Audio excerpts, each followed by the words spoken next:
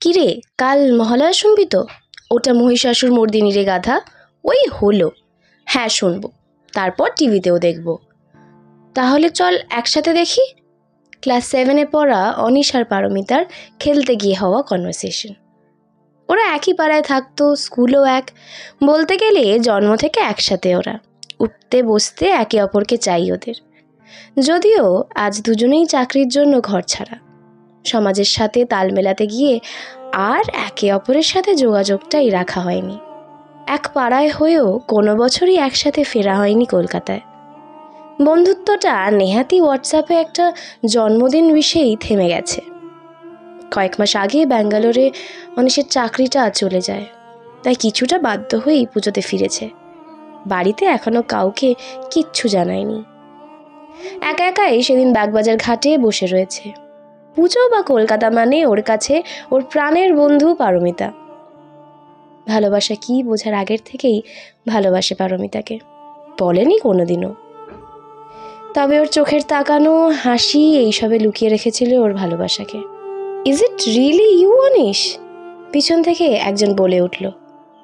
পারমিতা, লাল শাড়ি, খোলা চুল, চোখে কাজল। অনিশের এই মেঘলা করা জীবনে যেন একমাত্র স্বস্তি হয়ে আসা। ভাবা যায় এত বছর পরে নাকি এই বাগবাজার ঘাটে দেখা হচ্ছে। এলাম রে এই বছর পুজোয়। পাড়ার পুজোয় থাকবি তো?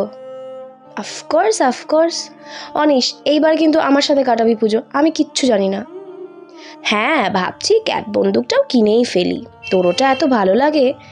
সত্যি বাবা, কি জ্বালিয়েছিস হ্যাঁ এই ক্যাপ বন্দুক দিয়ে। দুজনেই হাসিতে ফেটে পড়ল। ঘাটের একটা সিঁড়িতে বসলো ওরা গিয়ে। ভাবা যায় বল, কত বড় হয়ে গেলাম আমরা, বলল অনিশ। তুই হতে পারিস, আমি এখনো সুইট 16।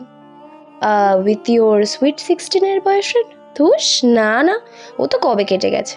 তোর সিন কি? ওই যে আমার নাটোরের বনলতা সেনের এক্সপেকটেশনটা কেউ ফুলফিল করতে পারেনি, তাই সিঙ্গেল। দুজনেই বেশ কিছুক্ষণ চুপ।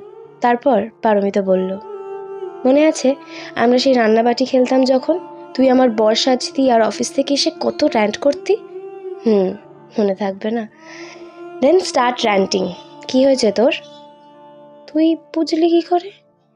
ব্যাঙ্গালোরে যাওয়ার জন্য তুই যা এক্সাইটেড ছিলিস, প্লাস পুজোয় আসতিসও শুনেছিলাম ওই 2 দিনের জন্য। সেই ছেলেটা মহালয়ার আগে ছুটি নিয়ে আসার তো কথা না। চাকরিটা নেই রে, বাড়িতে বলেছিস? না, বড্ড লুজার মনে হচ্ছে। তুই যখন ব্যাঙ্গালোর চলে গেলি তখন আমারও না তাই মনে হয়েছিল, বাট আজকে দেখ। হ্যাঁ, তখন তোর প্লেসমেন্ট হয়নি তাই, but you are doing really great in your job. গাধা রে। যাকগে, তোর সেই স্টার্টআপের আইডিয়াটা কি হলো? তোর ওসব বাচ্চাবেলার ভালো লাগা, সব বাচ্চাবেলার ভালো লাগাগুলোই বুঝি এমনভাবে ছেড়ে দিস? না, তাহলে এগিয়ে যাও বন্ধু, হাল ছেড়ো না। আমার এক বন্ধুর সাথে দেখা করার আছে বুঝলি, উঠি, পাড়ায় দেখা হচ্ছে। পারমিতা উঠে যেতে যাবে, অনিশ বলল, কাল মহালয়া শুনবি? ওটা মহিষাসুর মর্দিনী। দুজনেই হাসতে শুরু করলো। 10 বছর পরে আরেকবার যদি এই বাগবাজার ঘাটে দেখা হয় তোর সাথে, একটা প্রশ্ন করব, তখন হোপফুলি আমার স্টার্টআপটা একটা ভালো জায়গায় দাঁড়িয়ে যাবে। 10 বছর করে অনেক কটা বছর কেটে যায় রে অনিশ, উত্তরগুলো উজ্জ্ব থেকে যায়। আসি, কাল ভোরবেলা দেখা করে একসাথে শুনবি? নিশ্চয়ই। পারমিতা উঠে যাচ্ছে। ও জানে অনিশ ওকে ওই প্রশ্নটা কোনোদিনই করবে না। এই অনিশ, হ্যাঁ বল।